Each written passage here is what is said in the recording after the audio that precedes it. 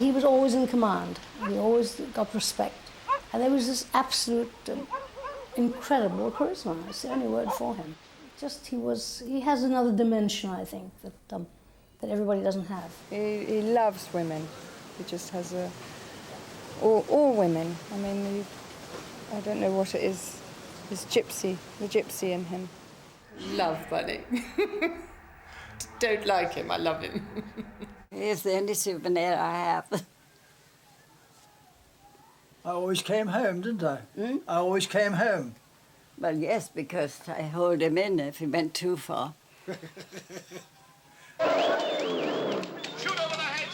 When this film, Northern Moon by Night, came up and asked me if I could get a charging elephant, I said, yes, I think we could do it all right if we go up into the Isiolo area. And I got hold of Anton, my younger son, and up we went, and we located the elephant where I knew they would be at that time of year. The elephant came along absolutely fine to within about, I suppose, 20 feet of us. And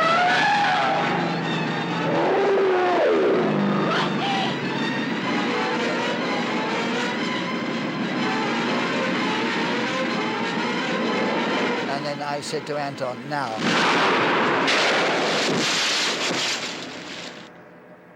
It was close. He's a really famous character here. He's not just for his skill as a white hunter, but he was a most rascally chap with the girls that you could hope to find. His prowess with women was incredibly famous.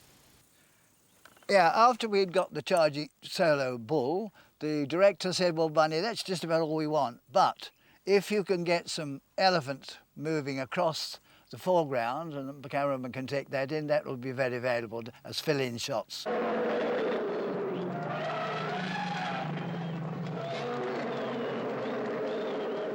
Instead of carrying on right across the scene, they stopped, got a breath of our foul air or something or other, and turned towards us. They were charging the camera. Of course, everybody left the camera, except for Bunny. I put the leading animal down, and I thought, that's good, that's the end of it all. Not a bit of it. They formed ranks again, started grumbling to one another, and came on again. And then I put a shot just sizzling over the top of one's head, and thank God this time it worked. They stopped again, talked, and then turned and went straight the way off. And I had donned the hero's hat and his jacket, so that I was doubling up for him in this great advance of elephants. Bueno, leggi ben yango mina sahao.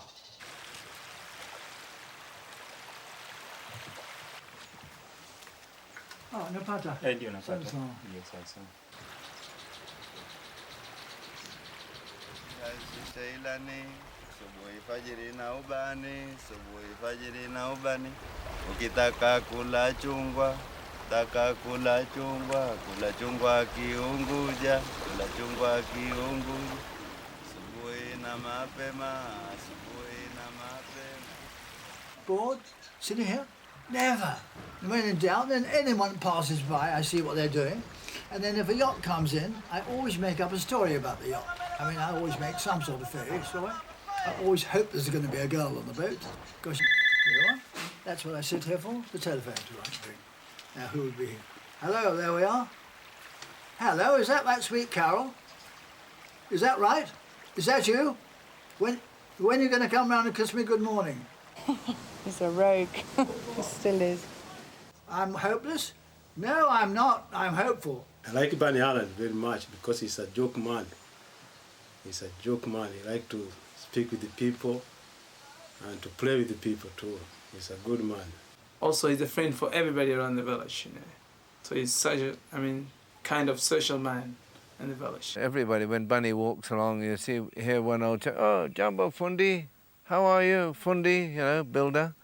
Now take it easy. Kill him out, take it easy. The papaya. Na iko manki kidogo mimi iko naye naletea kwa. Jambo fundi. Habari fundi.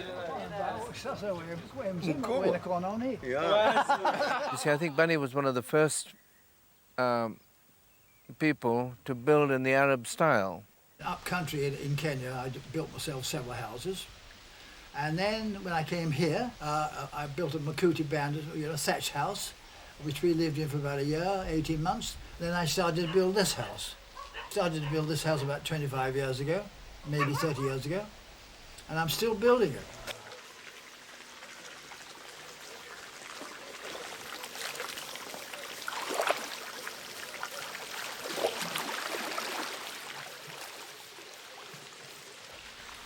I should swim every day, twice a day, but I get usually in once a day. It's very, very good for the old limbs. And I love this pool, it's a real beaut. And it's wonderful the way these trees are growing, you know. I planted quite a few of these trees right in this enclosure, and it's magnificent the way they're grown up. Nearly all of them have some sort of fruit on them. That tree right above us here is a lovely little sort of crab apple. Very good to eat. Makes a very good pie. I did my sophisticated shooting when I was a young man. I used to like to shoot. Most animals I've shot have been buffalo, and most of those were shot on control work. You know, where you go into just get rid of buffalo. They're eating all the crops off the farmers. I've shot, I suppose, 50 or so elephants on control work, where they've been going through the crops and killing people. And I've shot a few lion on control. I've shot a few leopard. They took so many of my cows when I was farming. And of course I have been bitten by a leopard. So I pointed out the rifle, the leopard to this girl, and she had a shot at it. She should have made a better shot, because she was a good shot. And I said, give it another one. So she gave it another one. That was a clean miss, and it disappeared over the rocks and down below. I took her rifle and went after the leopard. It had slipped down between a crack in the rocks into a cave. It was up on a shelf about 5 or 6 feet above me. And then it landed on me. As it came to me, it smoked right across my face. Luckily missed my eyes, but broke my nose for about the 3rd time in my life. And it was a bit of a bloody mess there. Blood came all over my face in just no time flat. And down we landed, the rifle across, an empty rifle, then across my chest, the leopard on top of me, and a big hit on my backside on the rocks below. And then it started chewing my arm up. I've never seen Bunny frightened of anything, frankly. I've never seen him frightened. I think he has his thing, and afterwards he's like, oh, that was a close one. As that leopard was chewing into my arm, his eyes were only, so we say, 3 or 4 inches from mine. I remember thinking what wonderful eyes it had. Amber, golden amber, beautiful eyes, and as close as that. Well, I suppose they were about 3 inches, 4 inches from my eyes. And they were simply gorgeous. And I promise you, I only thought of the beauty of those eyes at that moment. When he went around the back of my neck, and I felt, it was all slobber, saliva and muck coming out from its mouth, but it felt just as if it was biting into my neck, but it wasn't at all. All I had around there were a few scratches from the claws. As I said, I had scratches everywhere. But that was, I did feel a little frightened at that stage, wondering what the next thing was going to be, but that wasn't the next thing. Got off and left.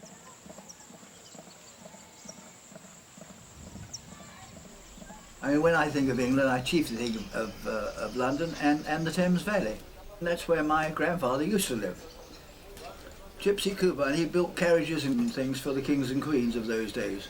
You'll see Cooper's name written on a good many of the carriages that still go lumbering up and down, when they do lumber up and down, for marriages and deaths, and of course divorces these days. A splendid gypsy gentleman by the name of Pyramus Benares taught me how to catch rabbits. And that's how I got my name of Bunny, from being, an expert in collecting rabbits. Yeah, this album I haven't seen for some time. There is my dear Mama. At the age, I suppose she was about 48 then, that picture. And down below, there she is with her 3 sons and the baby Bunny here, in the arms of Daisy, the nurse from Wiltshire. My mother was masterful, and I mean masterful, not mistressful, and my father was rather timid. She disciplined us more than my father did. Yeah, and she always, before she gave us a slapping, she always put some rings on. And I don't know if you've been A bare hand just makes a noise, but rings on it really jingles. My father died, you see, when he was only about 53, 54. And he died early in the year, 27, when I came out here. Oh, that's a photograph of on the way over, on my trip over, on the good ship Usakuma.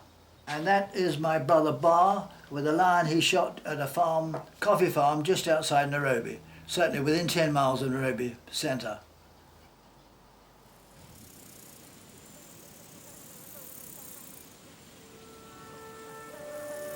About the time that he died, Dennis Finch-Hatton died, was the time when the professionals took over from the great amateur white hunters. It was almost an end of an era. It was the end of the complete gentleman professional white hunting era. After that came in the rather lower type of hunters like myself and others who'd come out to try and make a bit of money. Well, that's a rather good film out of Africa, which came out fairly recently, and the part of Dennis Finch-Hatton was played by Robert Redford. Dennis Finch-Hatton had by way of being my first partner when I arrived out here. In fact, he put me into some of my first safaris as a partner to his concern, which was Dennis Finch-Hatton and Braw Blixen. Braw Blixen, I'll have to give him a mark for being a great hunter, but he wasn't one of the greatest white hunters to my mind because he was not a good diplomat. He'd rather look after himself as well as getting a drink at night. For the drink that he wanted, she would see would be there.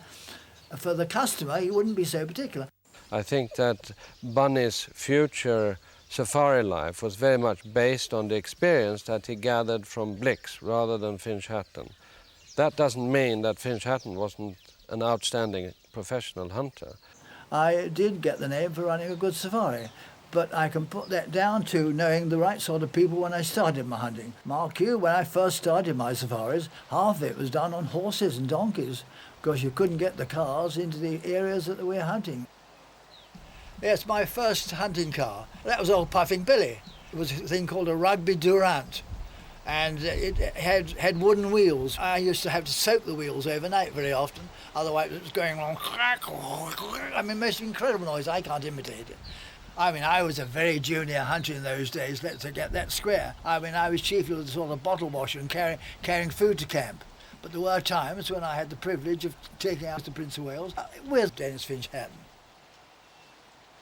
Those plains then were full of game. I mean, eland, oryx, zebra, elephants at times, buffalo at times, and cheetah were there on and off the whole time, and rhino, quite a few rhino around there in those days too.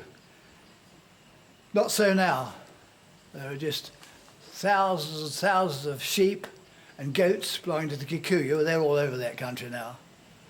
But, you know, it's a passing age, and the cheetah have gone and the goats have come in.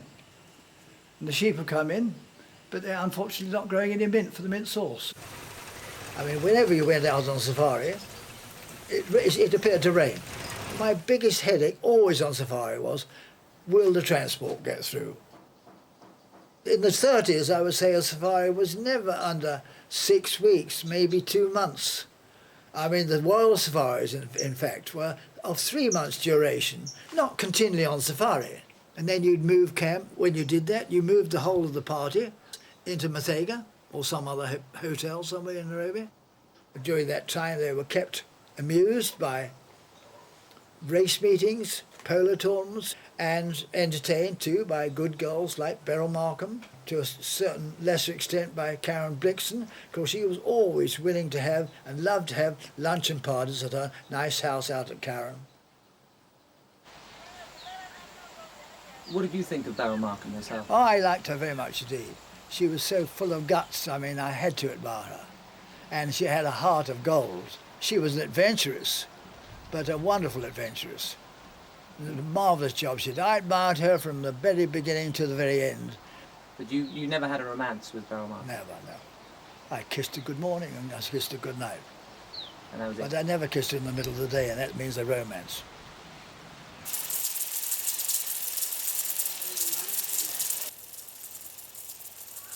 Now, buffalo, to my mind, is the most dangerous animal, and I would say, not having figures in my mind, I would say that buffalo have killed more people than any other game animal. This particular buffalo had got into some really thick stuff, and we were trying to get through to him, and I was in the lead and Bunny was following behind. I had just shot one buffalo and just shot another buffalo.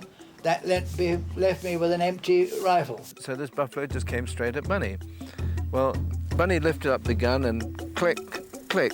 In a flash, Bunny just threw the gun aside, grabbed the buffalo by the horns. And I went up between its horns and landed on its neck, and it went galloping through. So I stepped aside. I thought, now, what am I going to do? There's my father, you know, on top of this thing. An involuntary ride on the buffalo, I suppose, for 40 or 50 yards. I shot the buffalo from under him, but as it collapsed, it did a complete somersault over Bunny, so he was underneath it. And that was, I thought, my God, have I killed my father? But luckily, no part of the horn touched me. I landed up under its big, fat belly, all nice and soft and warm, almost cuddled in for comfort. And, but it was quite a bump.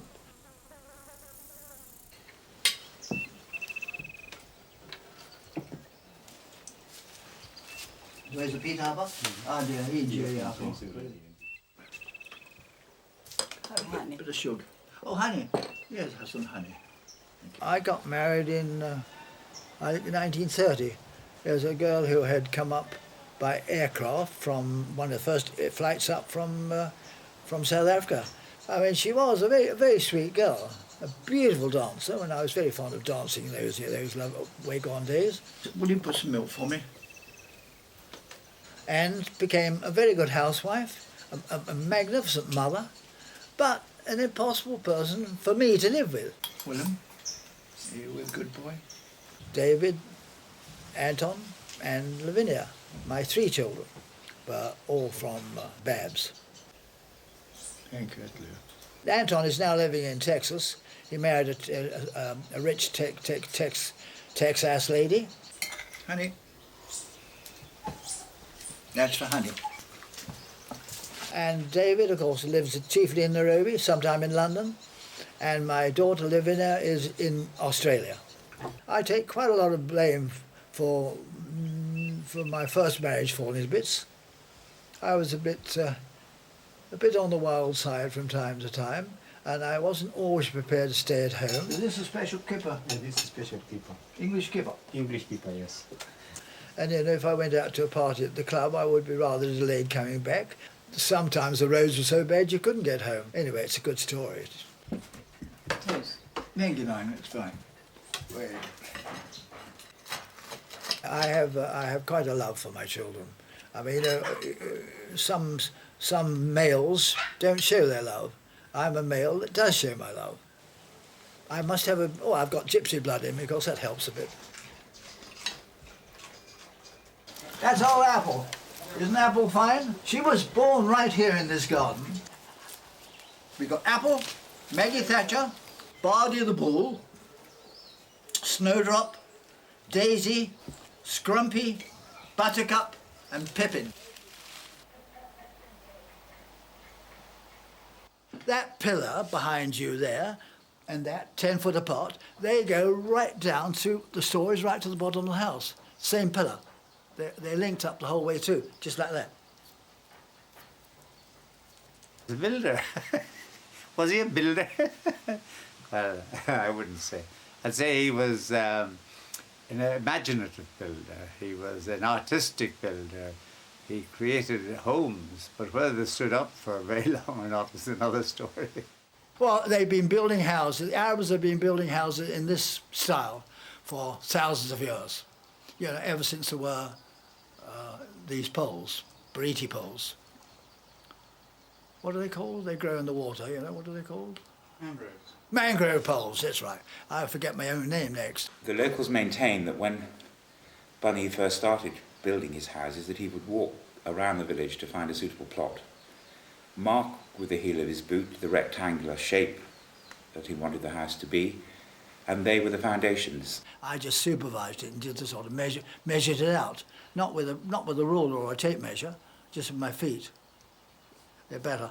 They also wickedly suggest that the depth of heel mark in the sand was the depth of his foundations. The house which he built is not the foundation. The house is not good. He said 2 of them have fallen down. Is this true? Did you say 2 had fallen down? Yes. Well, I think it was only 1 fell down. But I wonder which the second one was. Well, I always sell the house quickly before it can fall down. That's the whole story. No funding. No funding. They're noted for 2 things. His famous squashed egg arches, which appear in all his houses, and his outside staircases, which are peculiar. All the steps are different sizes. They run all the way around his houses, and he always maintains the back door for girls to come to gentlemen's rooms at night. He's very clever. He always puts in very good windows and doorways, but the style is not Arabic or Portuguese. It's a style entirely of his own. He built a lovely lodge called Indian Ocean Lodge, absolutely fabulous, with lots of signatures of Bunny, little turrets, which are Bunny's signature. I won't go further, I won't say what he calls them. I mean, he built the house, some of it fell down, but it was wonderful. He put it back up again, and we always had fun with him. Actually, while it was building, that did come down. We put it up quickly before she got there. So she never knew? I don't think she ever knew, no. Someone may have told her, but it hasn't fallen down again anyway. He said every block was built with love, but there wasn't much cement in it. Love must be holding all those blocks together. Occasionally you see a crack coming, or you fill it in quickly. If it cracks again, leave the house. No, he certainly is not a builder. He's not a construction engineer, but he is an artist. You look at his pictures, he paints very beautifully. I rather like to make my pictures with a frame of something a little bit unusual, and so I did use odd bits of carved up timber. Then I suddenly got the idea of using one of these chairs. I had several of them falling to bits, and I took the whole of the back off from there down to there and fitted the picture into it. And it's really rather unusual, and I was rather pleased with that.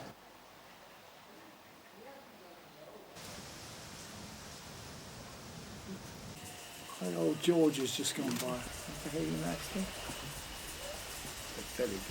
Mrs. Jeri, she liked very much fish, kinds of fish. I mean lobster, crabsy, prawnsy, and fish.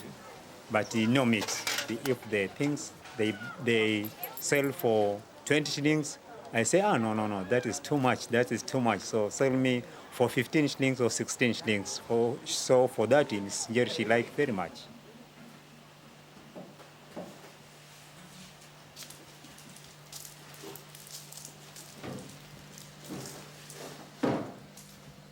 Katana, I would say he's very important to Bunny. Bunny's not hunting anymore, but he's got somebody there, and he relies on Katana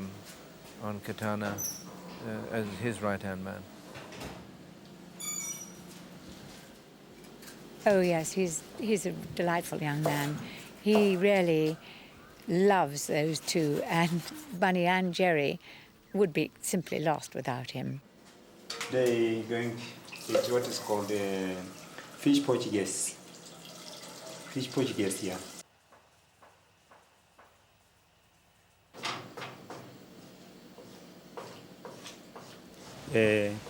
I started here from 1982, so now I have 11 years here. I prepare the food and also do the house, all the house, clean the house, do the beds, everything, clothes, everything. When I came here, she was very difficult because she was very drunk very much. So when she is drunk, she say many things. But now she stopped drunk, so she's very good now. Ah, dear, thank you very much. That'll make me feel much better. Yes, thank you so much. Delicious.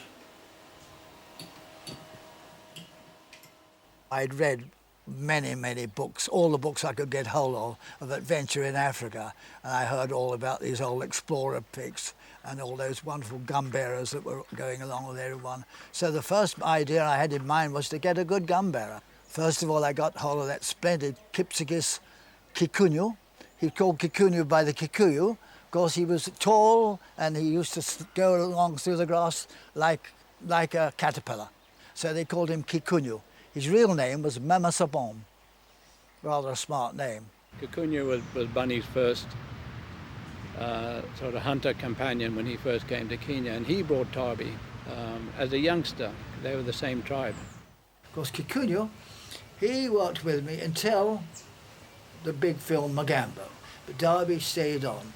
He was with me and has been with me since 1928, beginning 29. He worked with me all through the royal safaris and the safaris during the 30s. When the war came along, I went off and I left him behind with my two sons, and was very good to them and would encourage them in every way and put them in their place in a very nice way.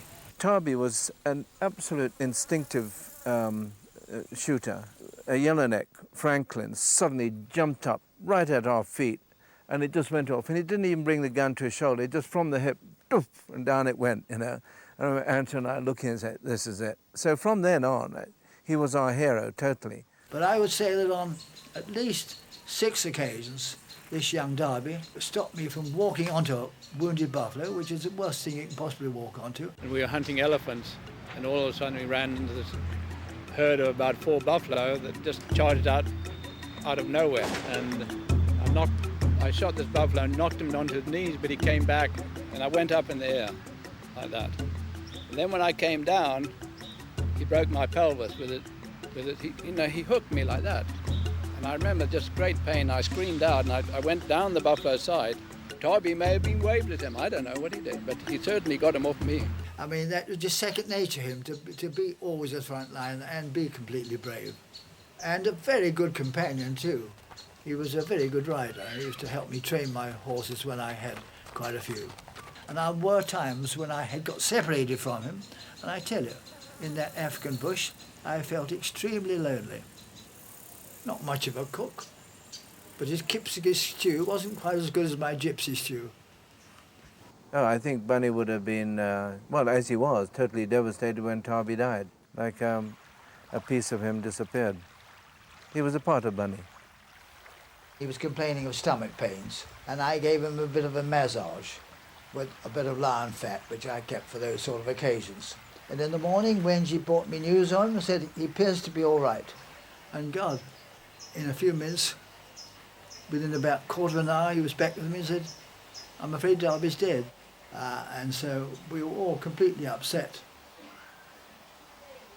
I made the arrangements then to have Darby buried right here, and we got everything ready for him, and we gave him a funeral that very day. Samuel is religious minded, so while we were burying poor old Darby, he was singing hymns and little songs and making praying for him, and he really put up a rather wonderful performance.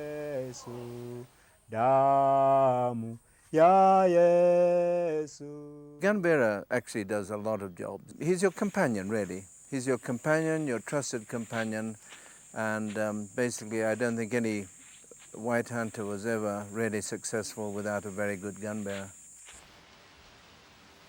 Off you go, Di. And I'm going to put this around me for warmth. This old Somali shawl is now probably about 82 years old, and still going. It's wearing out, but it's going to last me my lifetime. Bye-bye, my sweetheart. When I went to stay with Dennis Finch Hatton and Karen Bixon at Takaungu, he asked me if I would like it as a present. Tichunga kila kitu, taona na jioni. Be poked up by something else. I tell you what, one day I was in the dhow, take my tourist out. I saw Barney running after girl. So you know what he wanted? He wanted to have a kiss from the girl. That's it. Mwah. And then that's it. Hello, Hassan. Hello. Jambo. Jambo. I want to borrow that hat from you sometime. My legs are very unsteady. Okay. You're going to give a cuddle Can I kiss, sing I all think. day? Not that. It is a sort of romantic adventure for everyone. And to start with, you know, it's a romantic build-up at home before they come off. Oh, I'm going off on safari. And, oh, well, you hope you have a wonderful romantic time.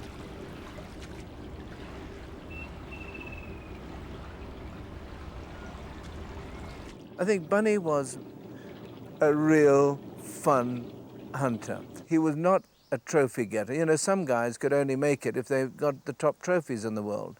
But what you can make is everybody who shoots a trophy very happy with his trophy. And there was no one like Bunny. Somebody might shoot a buffalo with the smallest horns, you know, but Bunny would say, look at its feet. I mean, they're fantastic. I mean, I've never seen a buffalo with such big feet. I did, as the years went by, I got a little bit tired of the constant killing of certain animals in particular. But there always was a wonderful excitement about a successful hunt. And I never had any feeling of remorse when I shot a buffalo. Every woman that came out on the hunt wanted to get a leopard. There was no doubt about that. Men, lion, I suppose, lion or elephant, one or the other, in equal proportion. I had to persuade them to go for buffalo. They thought the buffalo wasn't worth going for. Very few people get an easy buffalo. They usually have to work real hard for it.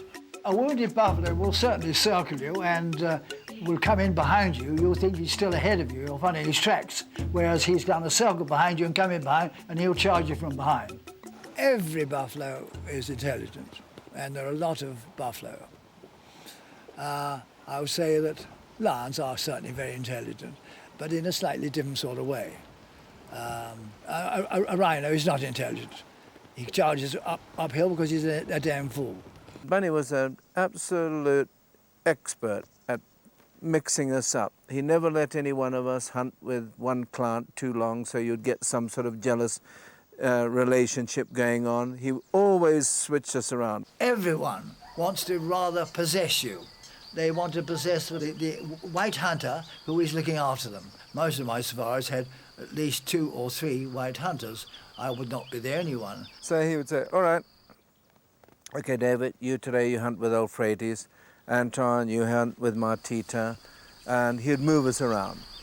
So nobody was able to say at the end of the safari, oh, well, you had the best professional hunter. Shooting straight is a good thing and very helpful at times, but talking diplomatically, which is not necessarily talking straight, was the most important thing. Most animals, in the first instance, until you've worried them, will smell you and go away. Not so with a rhino. A rhino smells you and comes for you. I would say that of the rhino I've shot, I would say at least 50% of those were shot because I had to shoot them, or I would have been mowed down myself, or have had a customer beside me.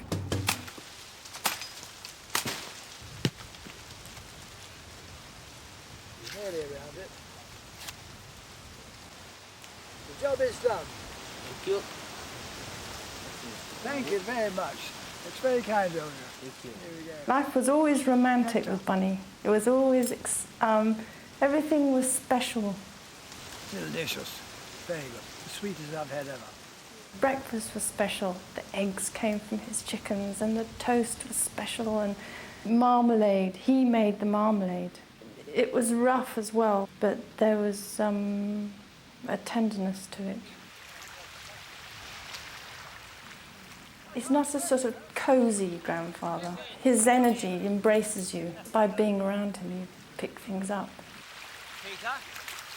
But I remember when I was a child, there'd be moments when he would go and be in a nice dark corner in the house. You didn't disturb him when he was like that. And he'd sort of become part of the shadows for a bit.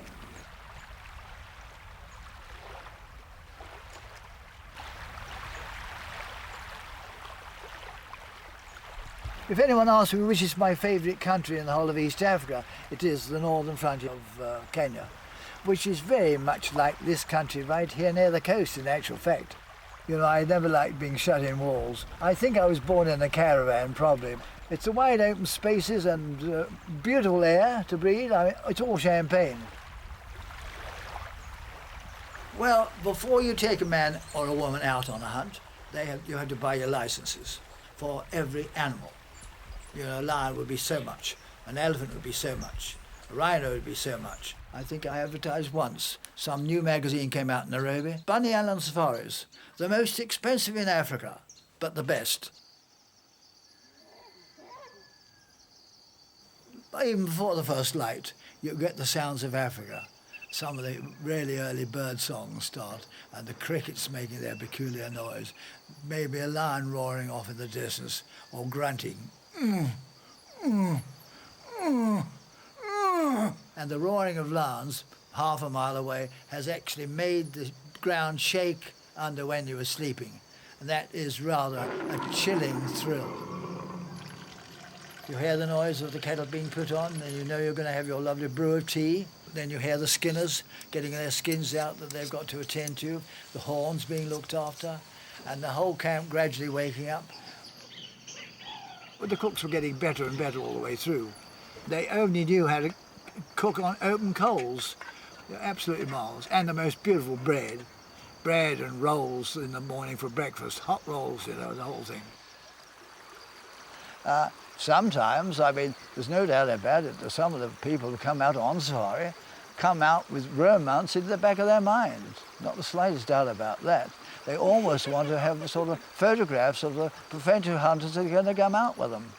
And I've always produced the most horrible-looking white hunters possible, just to help me.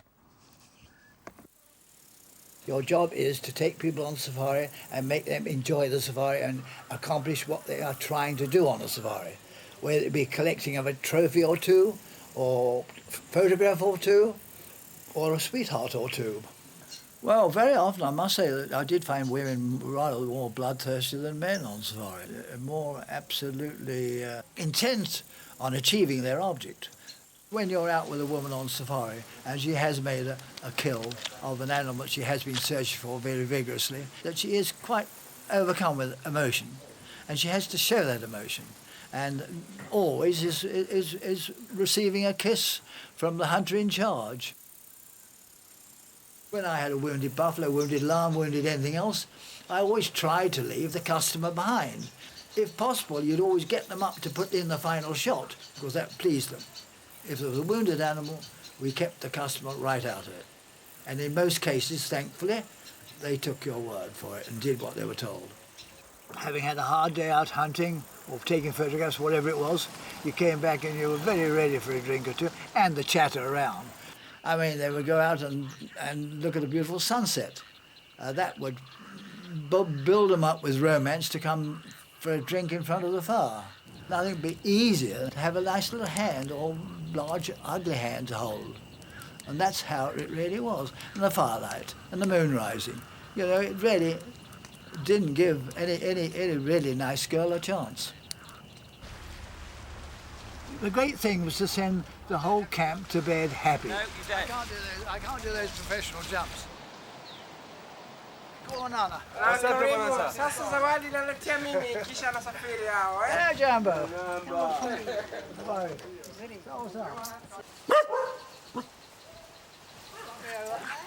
Hello, darling. How are you? Coming along?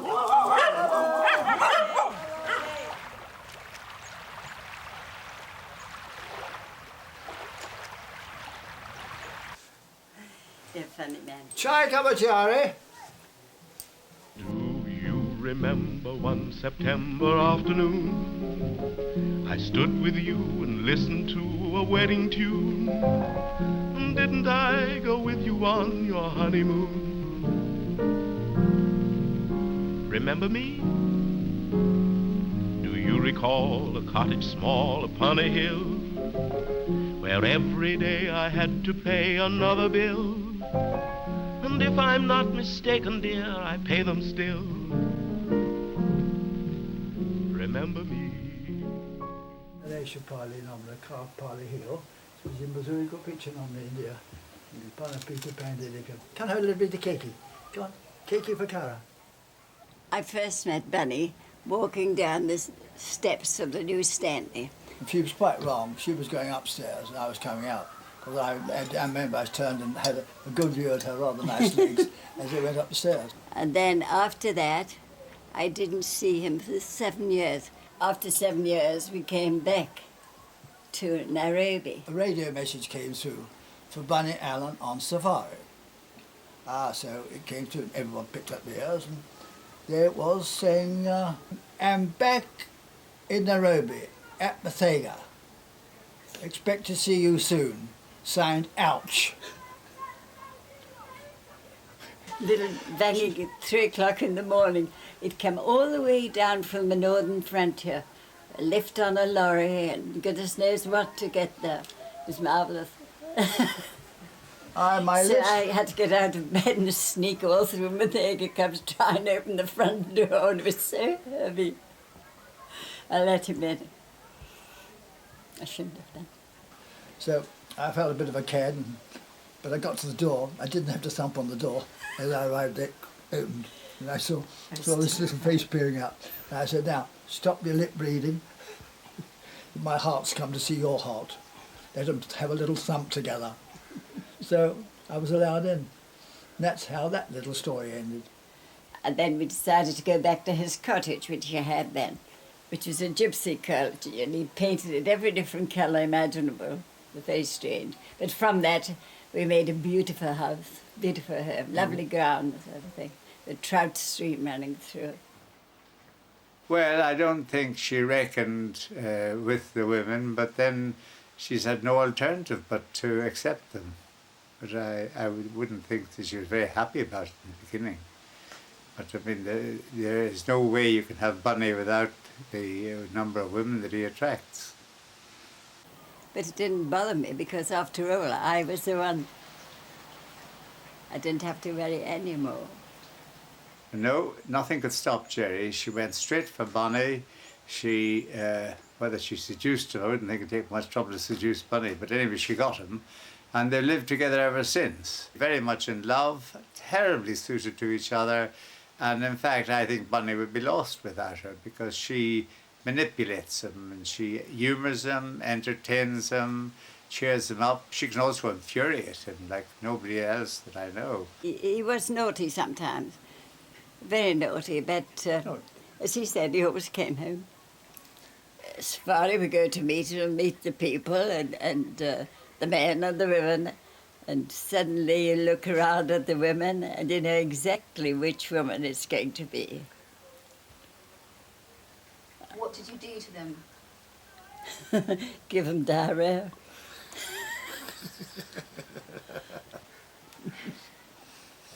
You know what happened once? He was the one girl, the young daughter of the family, really liked Bunny, and so she went to his tent. And then, about half an hour later, very quiet little thing on the door, the mama came.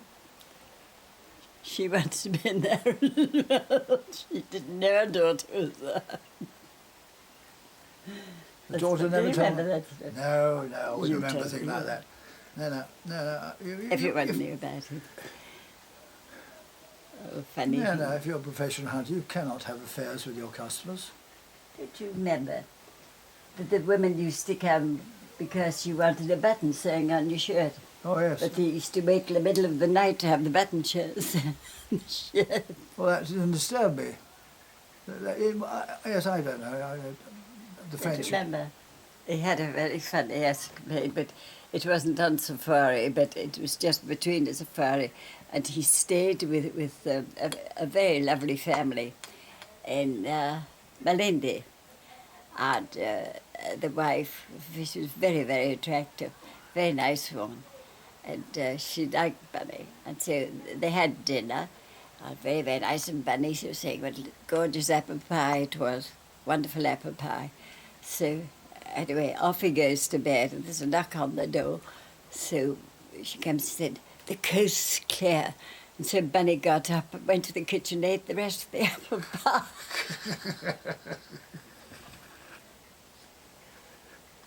Do you remember, wasn't it funny? I think you're a terror. Stories you tell. He's an old-fashioned gallant. And so, you know, from that point of view, Bunny is a very unusual character out here. He's got wonderful manners, and I think women find this very, very attractive. Bunny was very popular with all his male clients, just as much as the women. You won't hear anybody do anything but sing his praises. He's made a lot of male enemies because of the fact that the women attached to the men were drawn to Bunny. What do you suggest? You suggested I misbehaved in the past? I would say yes, certainly. There have been some rumours about me. I met him in the 50s when he was on Mogambo. I have to say that I thought that really he should be the star of Mogambo. He was every bit a star. Right out of the blue, just as I came back from safari, I got a letter from Mr. Goldstein. Asked me if I would go over to Hollywood to consult him on a matter of making a rather large film that they were just about to do. Oh, a tremendous safari, by far the biggest safari that ever came to the shores of East Africa. We had at times, I mean, over 500 people in camp. It could only have been done by someone sort of with charisma like Bunny, who could squeeze every tent out of every hunter in the whole of Kenya. And you got to let me have it, because I've got Ava Gardner and I've got Grace Kelly and Clark Gable, and I need all these tents. And Bunny, of course, was amazing, because he always seemed to know certainly where all the girls were sleeping. I found I got on with Ava Gardner. As I said, I always admired her beauty, very, very much indeed. And she was a charming girl in every single way. Always good-natured, even when she was over-drinking, which she did for a period. And she just liked to have fun. She just loved to have fun and make a noise and be everywhere. And Frankie came and went, and people came and went, and she came on the set. She was always Hi Ava, and Grace Kelly was always Miss Kelly, and that was the difference. Ava just loved to have fun and be with people. Clark Gable was quite a drinker, and they were teaching Grace Kelly to drink at the same time. She was just a learner. She definitely had an L on her back, even when she was on her back. At the time, it was absolutely accepted that Grace Kelly was wildly in love with Clark Gable, and she showed it by having eyes only for him. I mean, she looked at him in an almost fawned on him. I mean, she was so utterly besotted with him. When she stopped wearing her glasses, we realized something was happening, you know. And they were very sweet together. They were very nice together, but, you know, she did arrive with big glasses and socks and extraordinary sort of American clothes. And then finally she suddenly wasn't wearing glasses, and she actually wore a skirt now and then. We realized something very important had happened. At that time, you know, she was an utterly beautiful person, but she wasn't a very interesting person socially. She didn't have a lot to say for herself. Did you find John Ford, the director? John Ford? Oh, he was a pain in the arse, as he was described by some of his juniors. But then I found most of the directors would do. I mean, he did a damn good job. He made a wonderful film of Mogambo. At least it was said to be a wonderful film, and it made a lot of money. But John Ford was a difficult old man to deal with. And his juniors used to come to me and say, yes, I can understand you finding him a little tricky. We find him tricky. I forget how they describe him, as a parsimonious old fart, or words to that effect, but fart was the key word. He just wanted to get the picture done and go home, because he said all we had in Kenya that he couldn't find in California was flat-topped thorn trees and clouds. He was just a bully. And he would shout about the place in a mad way if something had gone slightly wrong. He would shout at everyone, including the stars. John had been an admiral, you know, and he was a little deaf, so he shouted. And he wanted to be sure he'd be heard. And if somebody said, well, John, you're going way behind your schedule, he'd say, well, here's the script, tear out the pages you don't need, take the damn things out, and I'll get on with my job. You know, that was sort of shouting he did. It was wonderful. Caviar at least once a week. Trout from Mount Kenya. Good beef. Okay, and of course we did kill a certain amount of game meat for them. because they said they wanted to have some. And I always remember Clark Gable, he insisted on having some zebra meat to eat. Because he brought out a rifle or two from the States, because he thought he could get a bit of hunting. And he was a very good shot, and he enjoyed his hunting. We didn't go in for any red day. We got a buffalo. He got a zebra or two, because he wanted a zebra rug or two for his ranch house, as he said. And he was a very pleasant chap to take out on a hike like that. My gun bearer, Kikuyu, became Clark Gable's gun bearer in the film story. And he did a very good job.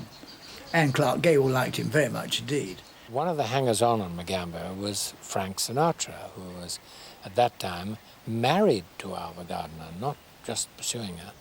Of course there was tension between Ava and Frank. Everybody was aware of that. But he came and went, and he used to always get on the air radio to me and say, I'm on my way back, find me a tent, you know, and don't tell Ava. He was constantly coming back. He couldn't stay and he couldn't stay away. He was a petty sort of chap. He was always, he looked so unhappy. That was really, I can't say that I actually disliked him. And this is a good thing I can say about Frank Sinatra. He started singing some Christmas carols. He just really started to sing to us, and he started on Noel, Noel. Behind him came the Wagenya with their oars up, and they sang it in their own language, and came in on all the chorus. And Frank was absolutely astounded, and the whole place, you could have heard a thorn drop. Are you talking about the love affair between Ava Gardner and Bunny? I didn't even know about her, not the slightest inkling. I mean, really didn't. Oh, she's a lovely girl in every way. I loved her. Her body was beautiful, and she had such a splendid character, a strong character, but a sweet character at the same time. She went off to London quite suddenly, and the story was that she went for an abortion. She didn't discuss the matter with me. She probably didn't discuss it with what is his name? What's the husband? Frank Sinatra. Probably didn't discuss it with him. I would say he was absolutely batty about her. Fine girl. She will be in my mind and in my heart for the rest of my life, undoubtedly. Sweet, sweet girl.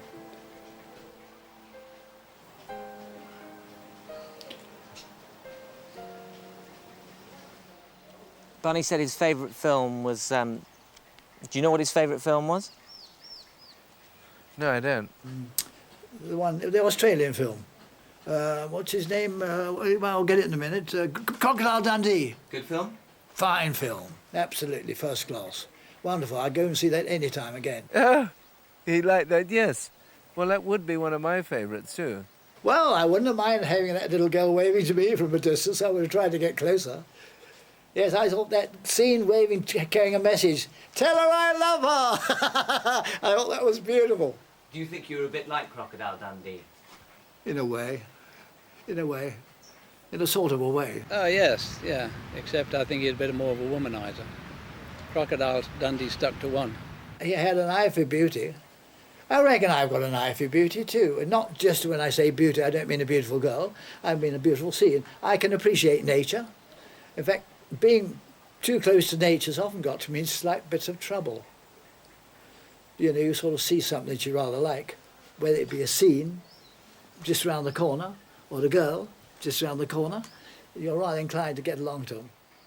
Early one morning, just as the sun was rising, I heard a maid sing in the valley below.